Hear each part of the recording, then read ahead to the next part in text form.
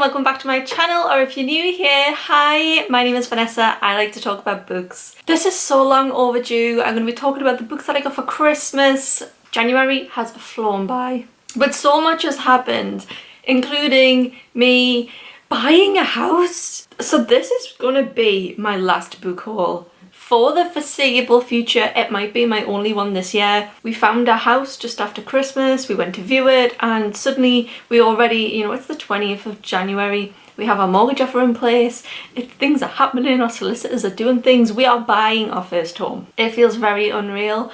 We have absolutely outgrown this space though, so I'm very happy to be getting rid of this flat. Instead of giving my money to a landlord, giving it to the bank. You can't win in this life, can you? But that means more space for another bookshelf.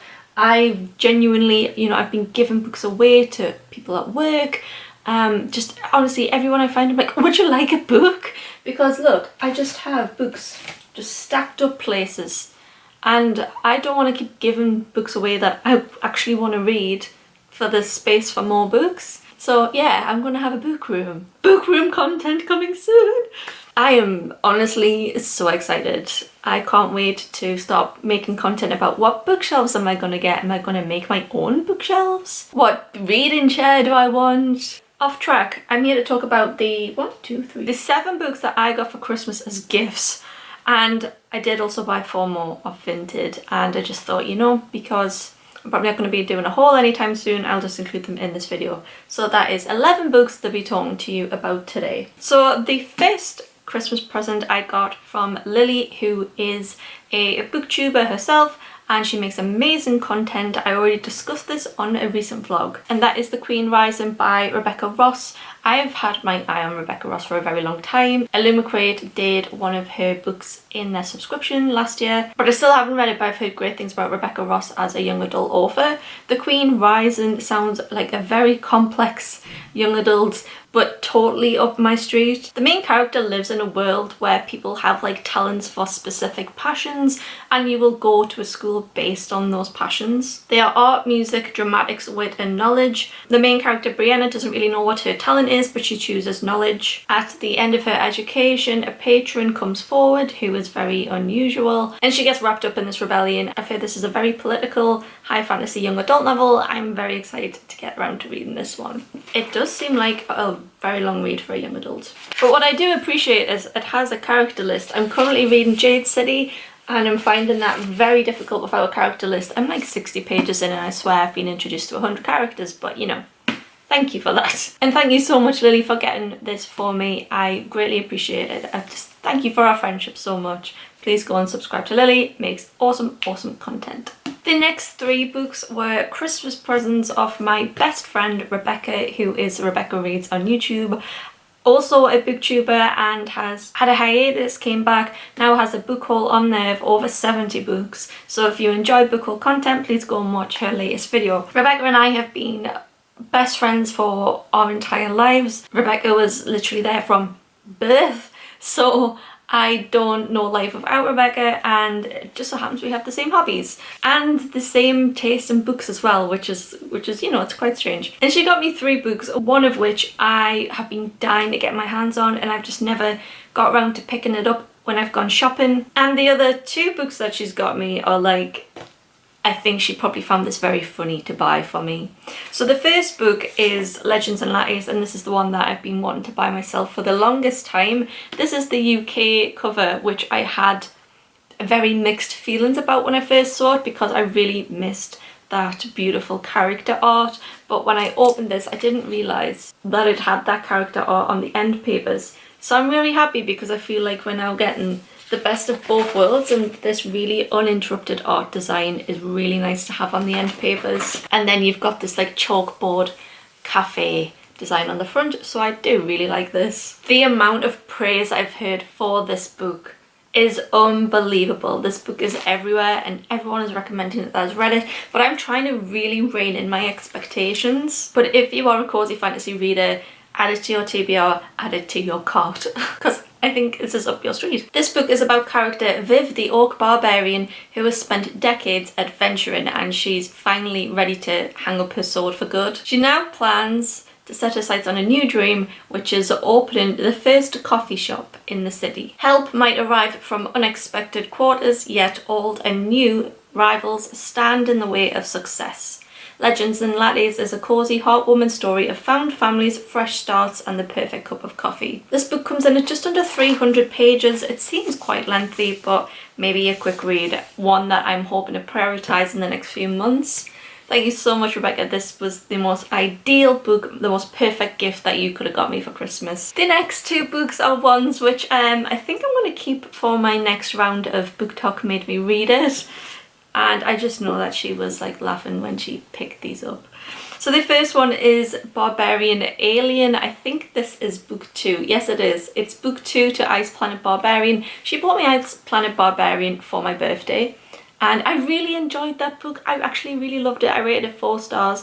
And my take on Ice Planet Barbarian was that I don't think it takes itself too seriously. If you read that book thinking it's going to be like a serious novel, I think you're going to hate it. But I read it thinking that this book doesn't take itself seriously. This book is like those 70s and 80s sci-fi TV shows made for men where the women are just wearing skimpy bikinis and the storyline is just complete bonkers, but people like it because you kind of just want to see, you know, women in skimpy bikinis. You know, that's kind of like what I took from Ice Planet Barbarian, and I enjoyed it. It was bonkers and it was funny. I thought it was really funny. Anyway, now we're done trying to justify why I liked Ice Planet Barbarian. This is book number 2. My understanding of this series is that, you know, there's like 20 books or something in this series, but they're not about the same characters.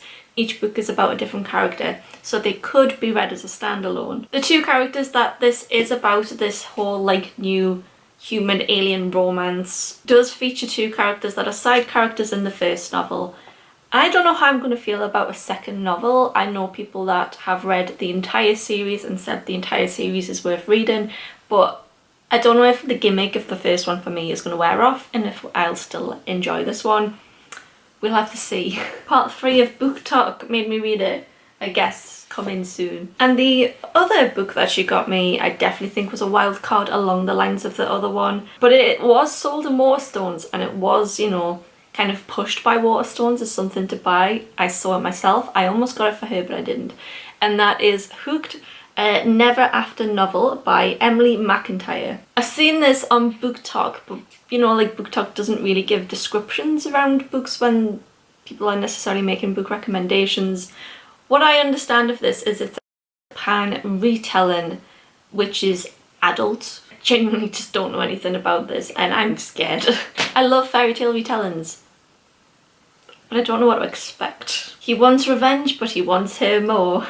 James has always had one agenda: destroy his enemy, Peter Michaels. When Peter's 22-year-old daughter Wendy shows up at James's bar, he sees his way in, seduce the girl and use her for his revenge. It's the perfect plan until things in James's organisation begin to crumble. Suddenly he has to find the traitor in his midst, and his plan for revenge gets murkier as James starts to see Wendy as more than just a pawn in his game. And pretty much, you know, Wendy doesn't like James, but she finds him dark and brooding. Is she falling for the man known as James or the monster known as Hook? We need to do some Googling. So I was like, you know, I'm gonna go on Google, couldn't find my phone. I just wanted to know like a little bit more about this book. My eyes are watering. And I just opened a random page. And the first thing that I saw, quotation marks, good girl. Okay, I don't think I need to Google what this book is about or what it's like. I think that tells me everything. Ugh. Oh, I can't wait to read this and then force Rebecca to read this after me. That was the most unfortunate page to open this book on, I think. If anyone has the book, like I'm looking at 28, 29, if you want to know for reference. I think I need to move on from this. Thanks, Rebecca, for buying me such a book that I have to discuss this in my videos.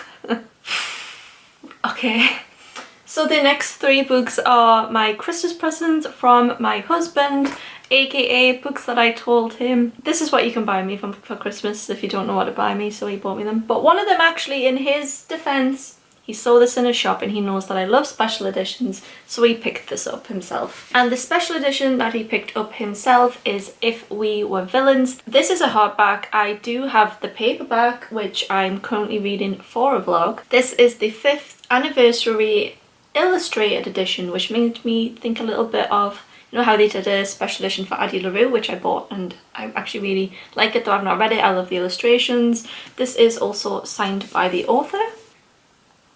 He found this in Waterstones on a discount, which I thought was excellent. Has the logo on the hardcover, has end papers, and then all throughout the book it has pictures or illustrations in the page. I would say there's maybe about 8. I just think it's really cool to have a signed edition, and I really like it when publishers do illustrated editions like this, so this was a great pick as well. If We Are Villains, I'm currently reading it for my Dark Academia reading vlog. This is obviously a staple on social media right now. Very, very popular. I have just started, so I don't have a great understanding of what it is about, but in this novel, one of 7 friends is found dead, and the group was studying Shakespeare at an elite arts college. And this group of actors are trying to convince everyone that they did not do it. Don't read a lot of Dark Academia, but I do like crime and mystery, so if you want to know what I think of this book when I finish it, I'll have a reading vlog out in the next few weeks. The next 2 books are the heaviest books that I've ever felt, but they are also my most expensive books that I do now own. These are the books that I told my husband that he could buy me for Christmas if he needed present ideas, and he did get me them because I would never spend this amount of money on myself for books.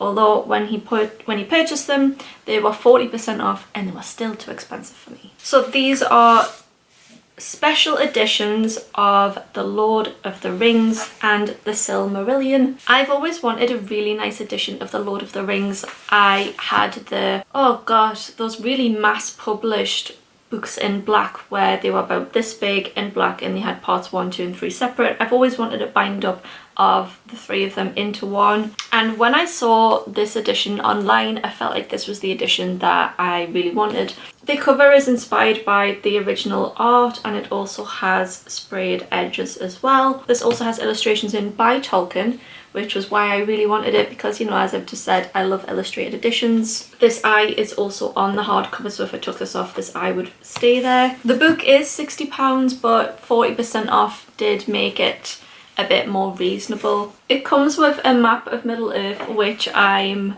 going to frame and put up in my new house. There is 32 illustrations in this novel which were done by Tolkien, and they are in colour where he has done them in colour. Trying to find those 32 illustrations in over 1,000 pages. It's not simple. This book has like Bible pages and it's just so heavy. It also comes with a ribbon bookmark. To me, this is like a true collector's piece, and I'm really, really happy to have it. I have only read part 1 and I've never read part 2 and 3, but I'm obsessed with the movies, and the movies just make it far too easy to be able to skip parts of this book. So I'm determined at one point in the near future, maybe hopefully this year, to read this in full. A question for the comments: do you think that we will ever get another film adaptation of The Lord of the Rings? Do you think they would ever try and remake those movies? I personally don't. How could you improve on perfection? But you just never know in this day and age what might happen. Everything is getting remade. That edition came out around 2 years ago. This one came out more recently in the last few months. Is The Silmarillion, which is another illustrated edition with sprayed edges. I'm really hoping that they bring out an edition like this of The Hobbit as well, so I've got the 3 to match, but you never know with publishing. This hardback design is a little bit more complex than just the eye. I've never read The Silmarillion, and honestly I don't think I will. I just wanted this to accompany that, because for me these are like more collector's items than they are books, and I'm a book collector. This one also comes with 2 maps. But this one wasn't done by Tolkien, it was done by his son. This one was the one done by Tolkien. And you can see very, very fine details of where he's kind of like really lightly sketched out and potentially has rubbed it away. But these are cool items still. This book has 59 illustrations in, and I don't know why this one has so many more illustrations compared to The Lord of the Rings. I guess they just wanted to make it more of a selling point. But some of these illustrations are quite small designs, but still interesting. So yeah, they are the two most expensive books that I now own, even though the Silmarillion was on offer. I think this still retails at around £35. Not sure if it's worth it for £35 though. If they bring out an edition of The Hobbit, then yes, and I'm gonna have these like displayed somewhere where everyone can see, like in my living room or in my hallway. I just want people to see them and talk to me about them. So they are the books that I got for Christmas, but just rounding out, I did get 4 books on Vinted. I got them from the same seller. 3 of these books I really wanted. The 4th, not so much, but buying it actually brought the price down because a lot of people do bundle discounts. So the book that I really wanted the most in this haul was Red Sister. I've had this on my Amazon wishlist for such a long time, and this was on there for £1. It's in a very used condition, but I don't care. I'm buying it because I actually really want to read it. I think this might be my first Mark Lawrence book, but I could be wrong. I just have so many books now, it's hard to keep track of what I have and what I don't. Red Sister is a high fantasy novel, and it seems like it's part of a series because it does say at the start, book 1 of the Ancestor. In this book, the main character is Nonna Grey, and she is brought to the convent of Sweet Mercy, where girls are raised to be killers. Some of the girls there have special talents which they have inherited. This school is training them in the deadly arts of blades and fists. But no one at the convent quite knows what they've brought in when Nonna has arrived.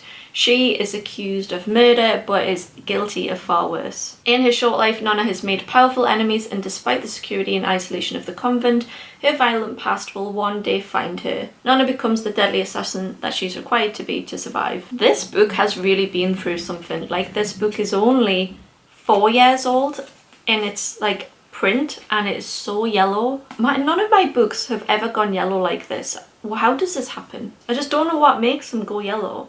If someone could enlighten me, that would be great. Because I've had books that are over 10, 15 years old that have never gone yellow like this. So this is the book that I really wanted, but then I also did spot Warrior of the Wilds. This is a brand new book. This one was £3, £3.50, and it's by the same author of Daughter of the Pirate King. Now, this has been sat on my Amazon wishlist for such a long time, and I never did notice that this was by the same author. This book is a young adult high fantasy. Our main character is an 18-year-old Rasmira, and she's trained her whole life to become a warrior and lead her village, but her coming of age trial is sabotaged, and she is banished from her village into the monster-filled wilderness with an impossible quest. To win back her honour, she must kill the oppressive god who claims tributes from the village each year, or die trying. Sounds like it would be good for fans of For the Wolf. Adore the cover art. I still have to read Daughter of the Pirate King, so interesting. Then I saw a third book that I wanted, and this is Malice by Heather Walter. This book was only £3 because the cover is slightly damaged, but I really don't care. I really like fairy tale retellings, and this one is a retelling of Sleeping Beauty. I've heard really good things about this book. This is a duology, and book 2 has recently come out. This is also a sapphic novel and is told from the villain's perspective. I don't read many sapphic fairy tale retellings, so very excited to get around to reading this one. It seems like it's going to be a quick read despite its over 400-page length. The words are pretty big. And the last book which I got to bring the overall price of these down was book 2 to Wicked Fox. I have book 1 and I bought that one secondhand as well.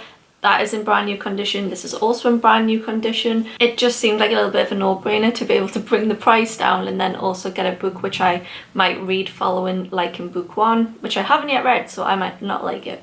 But I've not lost out if I don't like it. And it was definitely the cover art that drew me into this, but this is based on Korean folklore about nine-tailed foxes. The main character is a nine-tailed fox. Don't think I've read anything based on Korean folklore that I can think of, so I'm very excited to get around to reading these at some point. At the moment, I'm definitely more in a high fantasy phase though, so I don't know when that's going to be. Thank you so much for watching this video if you've made it this far. Please let me know if you've read any of these books and which ones I should prioritise reading. Personally, I think I'm going to prioritise Barbarian Alien, but Hooked is also going to be haunting me on my shelves for the foreseeable future, so I feel like I just need to read that one and get it over with. Please chat to me in the comments about my Lord of the Rings special editions. I can't wait to display them in my new house. Thank you so much for watching. I'll see you in my next video. Hopefully, fingers crossed. Bye guys!